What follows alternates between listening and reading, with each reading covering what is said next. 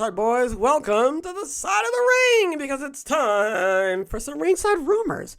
Russell Votes was told that Finn Balor is a, quote, strong favorite of WWE's new regime and significant plans are lined up for him going forward. Well, yeah, Triple H is in charge of creative and Triple H loves his indie darlings. If Adam Cole was here, Adam Cole would be the undisputed world champion, all right? So that doesn't surprise me.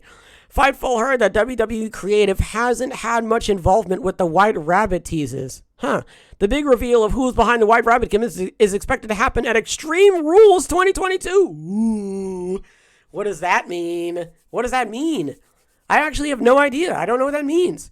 My first thought was always going to appear in like a match. They, we don't know. You can't just assume that it's Wyatt. We can't assume that. All right. WWE Creative hasn't had much involvement with the White Rabbit teases. You know what? That makes sense. I understand because it's like, don't touch this. This is mine. I'll deal with this, okay? You worry about that. I'll deal with this. Next, while discussing the damage caused by Hurricane Ian in Florida, Wrestling Observer Live's Brian Alvarez indicated the WWE Performance Center in Orlando was relatively unscathed. Good. That's what you want to hear, all right? You know, you want to hear about that. You want to, I heard that Angelo Dawkins' house got flooded because of Hurricane Ian. That sucks. Ay. Although, let's be honest here. I mean, he's a WWE wrestler, so he's got money in the bank, and I'm sure that's not his only house. You don't want to hear about it, but at the same time, it's like, I'm sure he's got, like, a contingency plan. I'm sure he's fine. You know, and I hope that he wasn't in the house. I definitely should have read that. I hope he wasn't in the house when that happened. And even if he was, I mean, you know, hopefully he's all right. Hopefully if there was someone in the house, hopefully they weren't in the house. Hopefully it was completely empty, right? Furniture and all. It was just a fucking husk, you know, and all it is just some water damage. Which, you know, I mean, again, at the end of the day, I highly doubt that he's like, oh God, you know, he can restore it. It's fine. Or maybe he can't. I don't know. But I'm under the assumption that he's got the financial compensation to, you know, deal with that. Next, Fightful noted that Samoa Joe and Swerve Strickland are two of the AEW wrestlers who were originally scheduled to be, it was Swerve Strickland, okay. Rescheduled to be at the television this week, but couldn't travel due to the hurricane. Right, so I talked about this in the last episode. I was like, it's Samoa Joe and somebody else, and I couldn't remember. So it was Swerve. They're trying to do a program. I hope they're not trying to do a program with Samoa Joe and Wardlow and Swerve in Our Glory. I really hope they're not. I really don't think they need to team up Joe. I mean, great, it's great, but they really need to not. They don't need to do that. They really don't. They need to have their own storyline, their own program, their own feuds. Like, they can have like a correlation of some kind. Sure, they can go clink with their titles. Let them do that. But I don't know, man. I don't like this thing where they're just like lumping them in a program together. You know, it's almost like, oh well, I don't know what to do with you, and I don't know what to do with you, so I'm just gonna fucking do it together. You know, it's just weird. Next, the site also claims that executives at Warner Brothers Discovery are very happy about MJF's return to AEW because he is viewed as a ratings draw. He was right. He's a ratings draw. The numbers go up when he's there.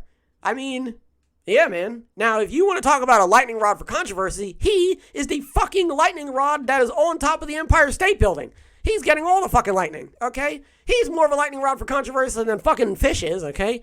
Finally, Mia Yim's contract with Impact Wrestling is set to expire on October 9th. Hey, that's Leif Erikson Day. 2 days after Bound for Glory, per Fightful. The contracts of Matt Taven, Maria Kanellis, and Mike Bennett are also expiring soon.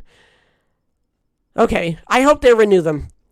I don't want them to go to AEW. I know, shocker. I don't want them to go to AEW. I really don't.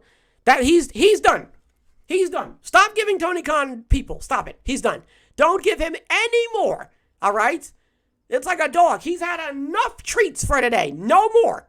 All right? That is the end of the treats for him. Renew their contract and just do something with them. Or Mia Yim could... Oh, shit. What if Mia Yim is the White Rabbit? Oh, shit. That would be pretty good. I'm not really going to, shit my pants over that, to be fairly honest with you. Mia Yim's pretty good. Right? Or, though, you know what? She might come to AEW because that's where Keith Lee is. And that makes the most amount of sense.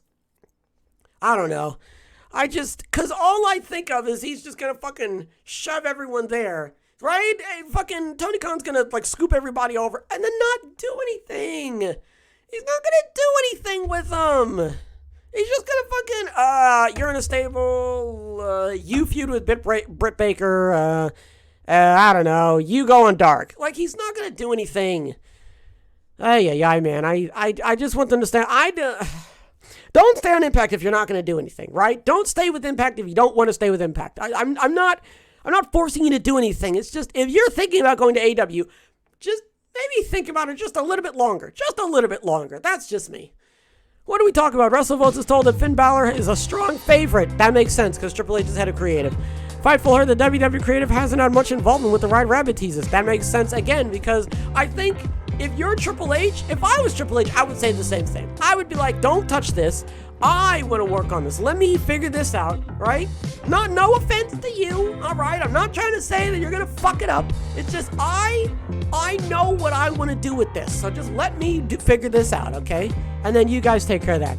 While discussing the damage caused by Hurricane Ian in Florida, the Performance Center was relatively unscathed. Good thing that nobody was hurt, and the Performance Center is good, and everything's good. Fightful noted that Samoa Joe and Swerve Strickland were the two wrestlers who were originally scheduled to be at the television taping, but they couldn't because of the hurricane. Well, they're okay, so I'm glad to hear that, nothing serious happened to them. The site also claims that executives of Warner Bros. Discovery are happy with MJF because he's a ratings draw. Good. I would assume that means that... I'm not saying you can go out there and fucking just slag everyone off, but I feel as though that it gives them a little bit more elbow room, you know what I'm saying, to do his thing out there.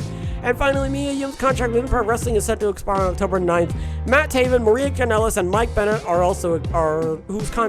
their contracts are also expiring soon. If you want to go to AEW, fine. If you want to go to WWE, fine. I'm just saying that if you go, don't expect to be put in anything, substantial. That's all I'm saying. Don't expect to be put in any type of, historical fucking storyline or program or anything. You're more than likely going to get, thrown on Dark or something, or main event. And that's not an insult to your character. That's just going off of the fact that there's just so much happening right now that it just doesn't seem likely that they are going to get any type of prominent roles, right, in any of the promotions. Folks, shouts out to everybody who stopped by. I really hope you guys enjoyed this episode, and I'll definitely catch you guys in the next one.